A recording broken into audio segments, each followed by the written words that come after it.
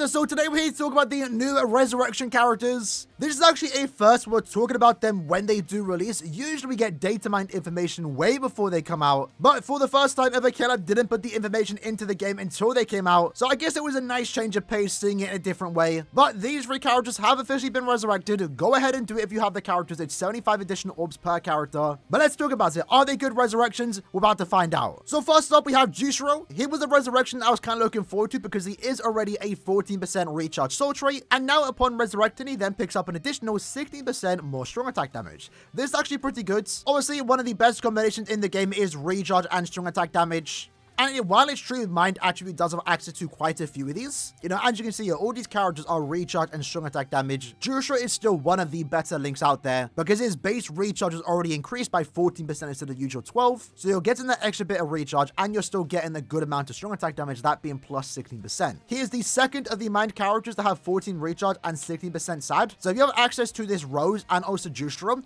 they're very powerful links for the Mind Attribute. And upon resurrecting, since he only had 5 skills, he picked up 2 new skills. The first being damage to frozen enemies plus 20%, and the second, damage to paralyzed enemies plus 20%. It's not rare for a character to get damage to certain status elements twice. Yamamoto, for example, has damage to burn and also weaken. But the difference here is that the newer characters, especially Yamamoto, can inflict both of those status elements on each attack. In Jushiro's case, he can only inflict freeze on certain attacks, and he can only inflict paralysis on certain attacks. So you kind of have 2 skills here, basically doing the same thing, and I don't really like that. I would have just preferred 20% Berserker. And while it's true he technically did get a Berserker increase on this soul trait, I feel like maybe Havoc plus 20% and Berserker plus 20% overall just would have been a better upgrade.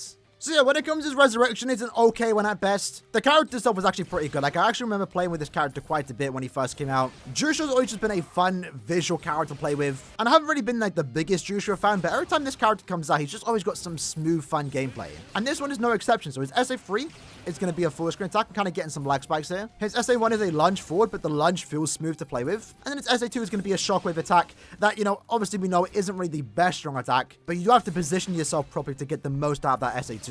But you can see in this gameplay that he can inflict freeze on his SA1 and also SA3, and paralysis on his SA2, soul bomb, and also Nad String. So it kind of feels like this character came out way too soon, or more so those 2 skills that he did pick up weren't really the best here, because again, it's 2 skills basically doing the same thing, more damage to enemies afflicted by a status element, with no increased chance to do so, with 2 skills being used for something that 1 skill could have been used for. I'm not really the biggest fan of it. Again, I kind of like his gameplay, so I would have much preferred just more range on his strong attacks, Havoc plus 20%, and also just naturally 40% more damage, or naturally just a 20% Berserker, and that would have at least made him a tad bit more usable than we have right now, where essentially he just does a tad bit more damage once you do inflict the status element.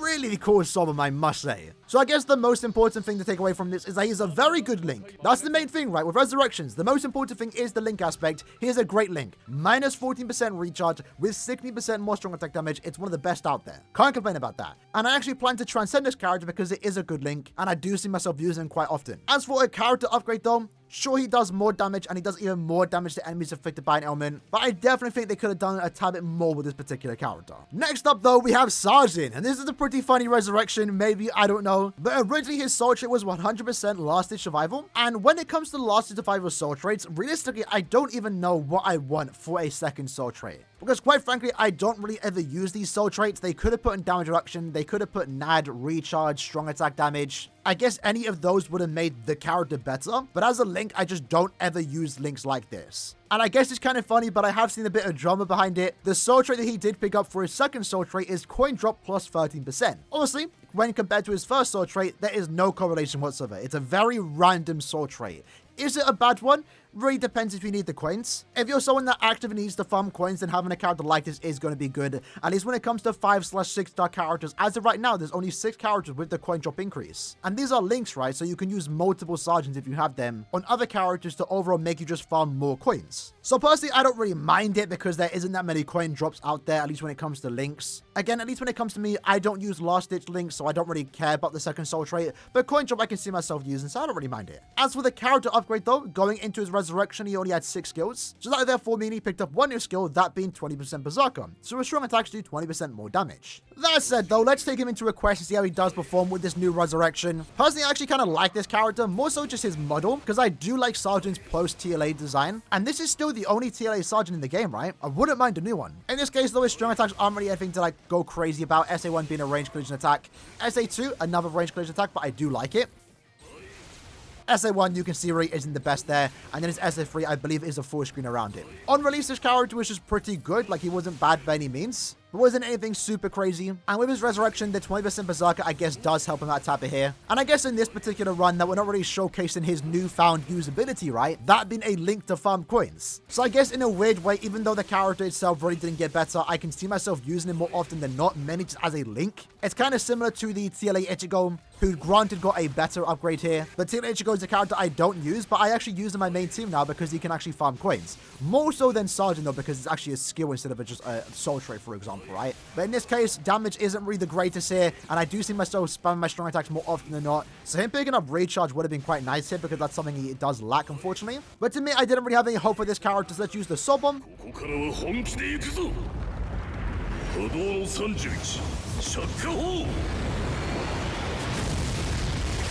Not gonna lie, pretty cool summon. I think it's actually quite good. It's been a minute since I've seen that. I liked it. So overall, as an upgrade, it's definitely a controversial one. The coin drop could be good for some people, like the TLA Ichigo, right? Not everyone liked his upgrade getting, you know, coin drop and crystal drop, but to those that do plan to use that, those that need to farm the coin, and in this case, same goes for Sajin, right? It's a good upgrade. If you need coin, this is a good link to throw into your other characters. As for an upgrade though, the character itself does 20% more damage on his strong attacks, but that's not really anything super crazy. And then the last resurrection in this batch is Kensei. Now, originally he was an enhanced soul trait, that being 20% damage reduction.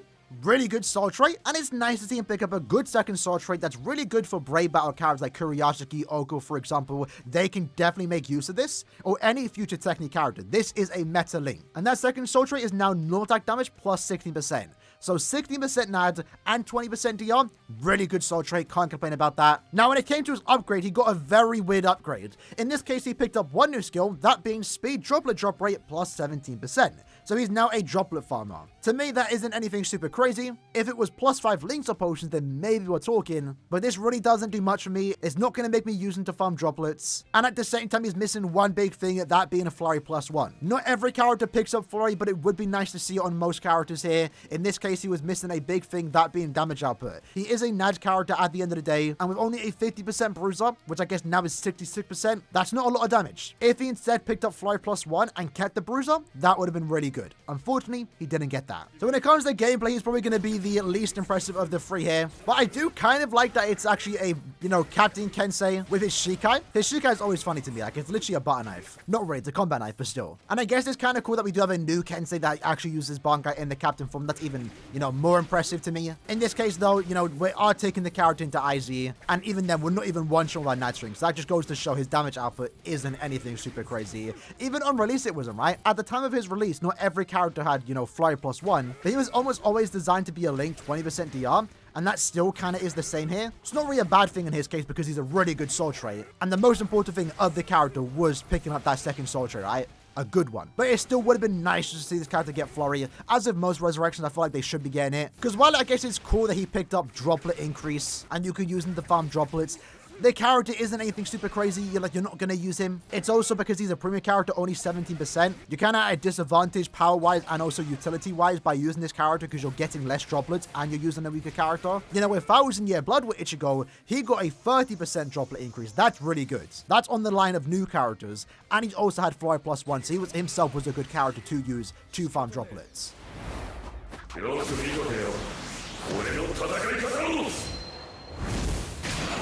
Once more, really cool soul bomb. Kensei's, but again, as an upgrade, it's taken way too many hits to kill this character. Overall, bad resurrection in my opinion. I don't think even the droplet increase is good in this case. But for majority of the players, let's be honest, the most important thing is the link aspect. They got that right, so I really can't complain. So overall, when it comes to this resurrection batch, it's kind of just the average of the bunch here. Not as crazy as last month's resurrection batch in my opinion. All 3 characters' upgrades aren't really anything noteworthy, but the most important part, the link aspects, I think all 3 of them got good soul traits, right? Kensei is a meta Brave Battle link here. Jushiro is a great link for any main character. And then SAJIN, I didn't really have much hope for, but he is now a bit more usable in the link aspects to now farm coins, I guess. I was kind of hoping they would do this particular banner instead, because this is a Parasol banner. They are due a resurrection, and I'm not sure when they plan to do them next. Maybe in 2 weeks if we get a second batch. Not holding out for it though, but if they do get resurrected, that'll be pretty cool. And hopefully whenever they do decide to resurrect it, Aizen doesn't have the same fate that Kensei has, not picking up for a +1. With that said though, hope you guys enjoyed the video. In the comments below, let me know what you guys think about these resurrections, and I'll see you guys next time, and take care and peace.